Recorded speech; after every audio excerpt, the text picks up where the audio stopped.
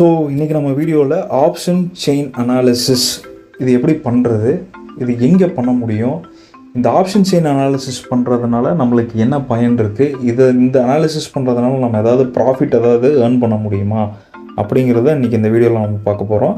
முடிஞ்ச அளவுக்கு இந்த வீடியோவை ஸ்கிப் பண்ணாமல் பாருங்கள். நான் உங்கள் டாக்டர் எஸ்கே, இது உங்களோட யூனிஃபைட் டுட்டோரியல் சப்போர்ட். வாங்க வியூயர்ஸ், இன்றைக்கி நம்ம வீடியோக்குள்ளே போகலாம்.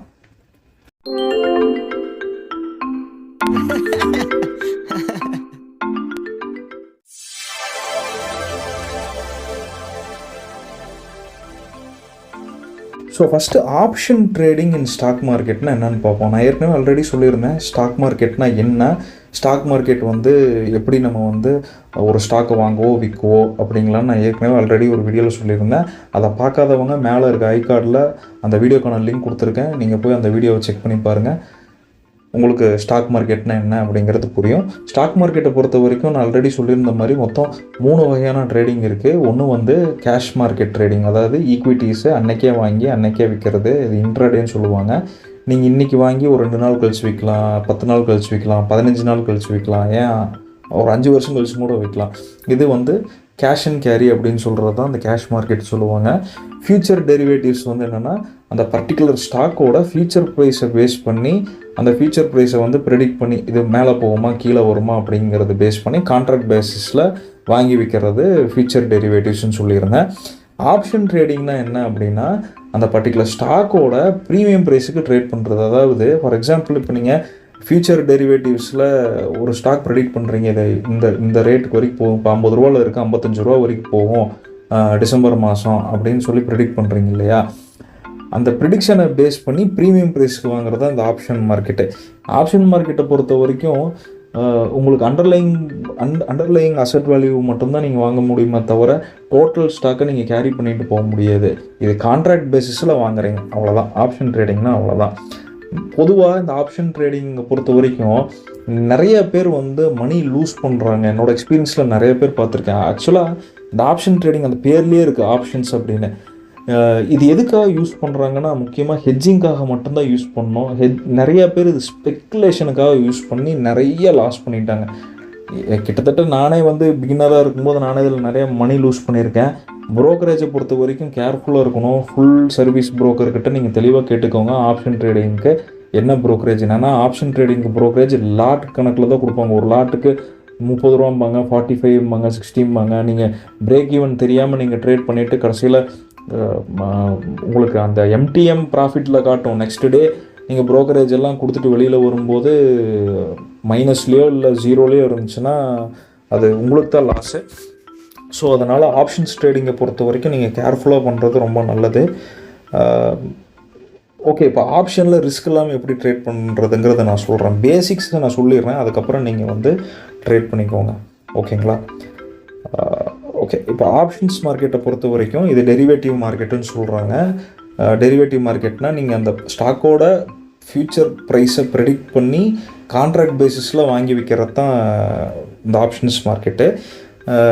மார்ஜின் அமௌண்ட் எப்படின்னு பார்த்தீங்க அப்படின்னா ஈக்விட்டி டெரிவேட்டிவ் பொறுத்த வரைக்கும் ஸ்பேன் மார்ஜின் நீங்கள் பே பண்ண வேண்டியது இருக்கும்.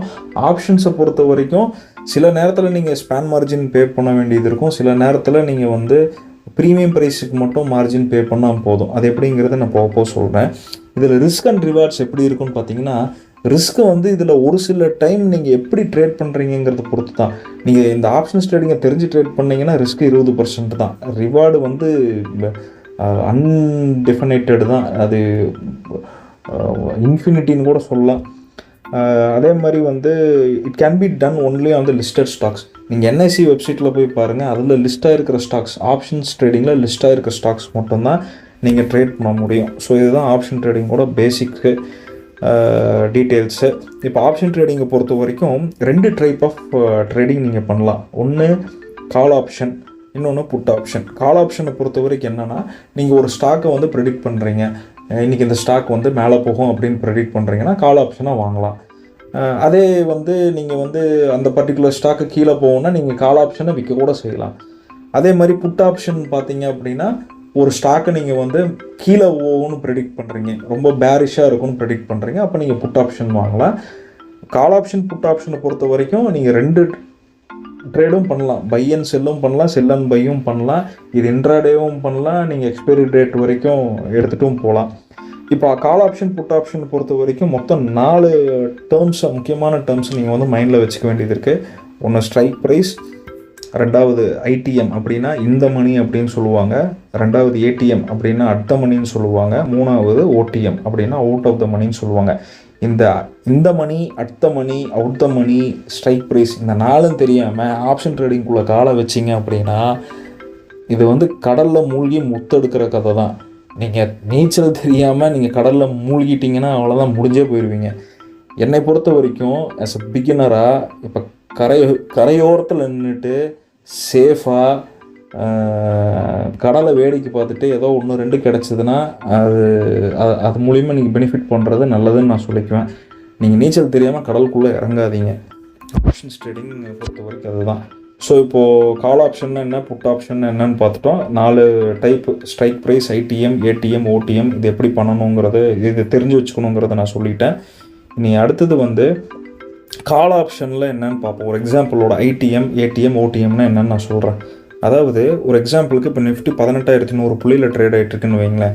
நீங்கள் வந்து நிஃப்டி வந்து ப்ரெடிக்ட் பண்ணுறீங்க, நாளைக்கு இது வந்து 18,250 போகும், 350 போகும், 450 போகும்னு ப்ரெடிக்ட் பண்ணுறீங்கன்னா அப்போ நீங்கள் வந்து என்ன மாதிரி கால் ஆப்ஷனை பை பண்ணணும் அப்படிங்கிறது தான் இருக்குது. அதாவது ஸ்ட்ரைக் ப்ரைஸ்ன்னு சொல்லுவாங்க. ஸ்ட்ரைக் ப்ரைஸ் அப்படின்னா ஒவ்வொரு 50 பாயிண்ட்ஸ் டிஃப்ரென்ஸில் இருக்கும். அந்த ஸ்ட்ரைக் ப்ரைஸை வச்சுட்டு ஒரு ப்ரீமியம் ப்ரைஸ் ட்ரேட் ஆகிட்டு இருக்கும். ஒவ்வொரு ஸ்ட்ரைக் ப்ரைஸுக்குமே ஒரு ப்ரீமியம் ப்ரைஸில் ட்ரேட் ஆகிட்டு இருக்கும். அந்த ப்ரீமியம் ப்ரைஸுக்கு நீங்கள் வாங்க போகிறீங்க. இங்கே நிஃப்டி பொறுத்த வரைக்கும் ஒரு லாட் 50 ஷேர் இருக்கும் அப்படின்னா நீங்கள் எந்த ஸ்ட்ரைக் ப்ரைஸில் வாங்குறீங்க அப்படிங்கிறது தான் கணக்கு.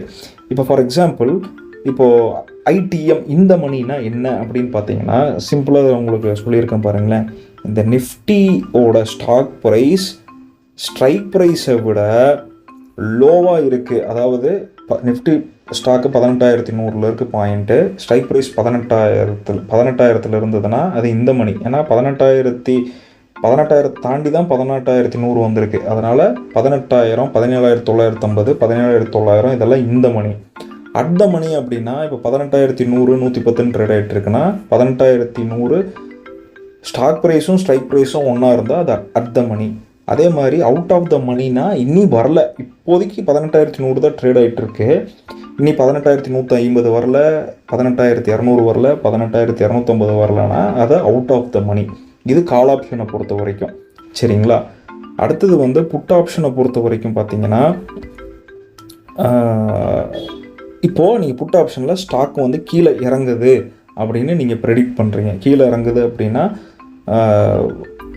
ஃபார் எக்ஸாம்பிள் நிஃப்டி வந்து நீங்கள் வந்து என்ன ப்ரெடிக்ட் பண்ணுறீங்க, 18,100 18,000 போகிறக்கு வாய்ப்பு இருக்குது, 17,900 போகிறக்கு வாய்ப்பு இருக்குன்னு ப்ரெடிக்ட் பண்ணி புட் ஆப்ஷனை நீங்கள் வாங்குறீங்க, ஒரு ப்ரீமியம் ப்ரைஸுக்கு வாங்குறீங்க. ஓகேவா? இதுதான் புட் ஆப்ஷன்.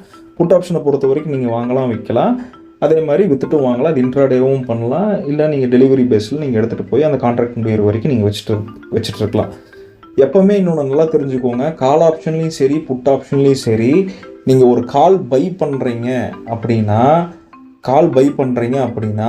நீங்கள் ப்ரீமியம் ப்ரைஸ் இன்ட்டு அந்த லாட் சைஸ் மட்டும் நீங்கள் பே பண்ணால் போதும். ஃபார் எக்ஸாம்பிள் ப்ரீமியம் ப்ரைஸ் வந்து 100 ரூபா இருக்குது அப்படின்னா லாட் சைஸ் வந்து 50 ஷேர் இருக்குன்னா 100 × 50 500 ரூபா மட்டும் பே பண்ணிவிட்டு போனால் போதும்.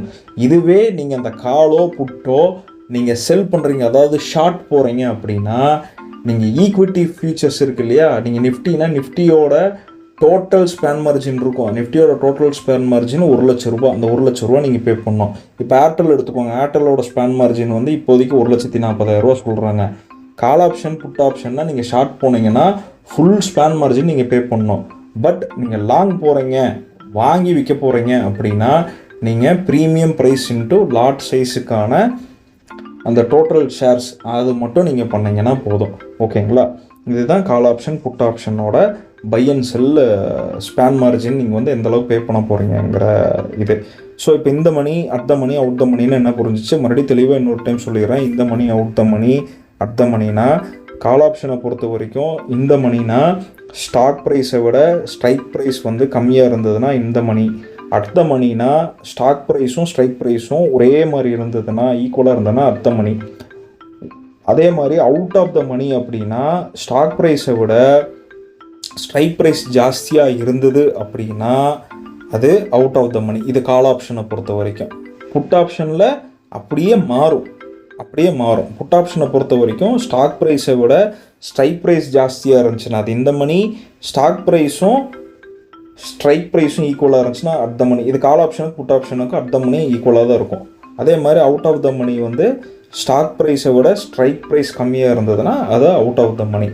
ஓகே, இப்போ கால் ஆப்ஷன் புட் ஆப்ஷன் என்னங்கிறது தெரிஞ்சிருச்சு, உங்களுக்கு தெரிஞ்சிருச்சு. ஸ்ட்ரைக் ப்ரைஸ்னால் என்னன்னு தெரிஞ்சிருச்சு, ஐடிஎம்னா என்ன, ஏடிஎம்னா ஓடிஎம்னா என்னன்னு தெரிஞ்சிருச்சு இல்லையா? இப்போது இதோட ட்ரேடிங் ரிஸ்கெல்லாம் பார்த்தீங்கன்னா இந்த மணியை பொறுத்த வரைக்கும் 20% ரிஸ்க் இருக்குது. ரிவார்ட்ஸு ரொம்பவே ஜாஸ்தி. அட் த மணியை பொறுத்த வரைக்கும் மேக்ஸிமம் இந்த ஸ்பெகுலேட்டர்ஸ் தான் இந்த இன்ட்ராடே பண்ணுறாங்க இல்லையா, அவங்க தான் இந்த அட் த மணியில் ட்ரேட் பண்ணிகிட்டு இருப்பாங்க. அதாவது அந்த பர்டிகுலர் ஸ்டாக் வந்து 850 ரூபா ட்ரேட் ஆகிட்டு இருக்கு, ஒரு 860 ரூபா வரைக்கும் இன்றைக்கி போகும், ஒரு 10 பாயிண்ட் ஜாஸ்தி ஆகும்னா டக்குன்னு போயிட்டு அட் த மணியில் ஏதாவது ஒரு ஸ்ட்ரைக் ப்ரைஸில் வாங்கிட்டு, ஸ்ட்ரைக் ப்ரைஸ் 850க்கான at the money strike price வாங்கிட்டு ஒரு 4 பாயிண்ட் 5 பாயிண்ட் ஏறிச்சுன்னா ஒரு 2 ரூபா 3 ரூபா லாபம் சம்பாதிச்சுட்டு வந்துடுவாங்க. அதே அவுட் த மணி பண்ணிங்கன்னா ரொம்ப ரிஸ்க். ஏன்னா பிகாஸ் இந்த மணியை பொறுத்த வரைக்கும் டெல்டா வேல்யூன்னு சொல்லுவாங்க. அதாவது டெல்டா வேல்யூன்னா எப்பவுமே அந்த உங்களுக்கு வந்து ரொம்ப ப்ளஸ் ஆகிட்டே போகிறது தான் அந்த டெல்டா. எக்ஸ்பைரி டேட் ஆகும்போது உங்களுக்கு வந்து அது பெருசாக டிகே ஆகாமல் இருக்கும், பெருசாக கீழே போகாமல் இருக்கும். அப்போ இந்த மணியில் நீங்கள் வாங்கினீங்கன்னா பெருசாக ப்ராஃபிட் சம்பாதிக்கலாம்.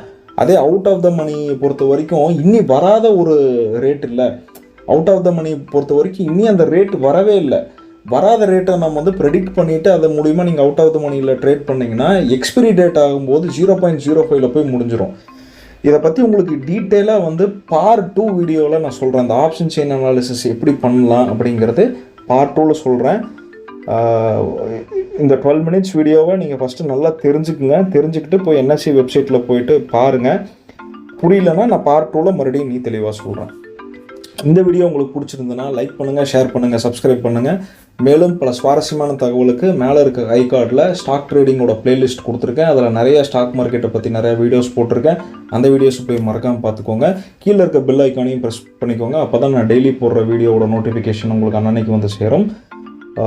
ஸோ தேங்க்ஸ் ஃபார் வாட்சிங். நாளைக்கு பார்ட் 2ல் உங்களை சந்திக்கிறேன்.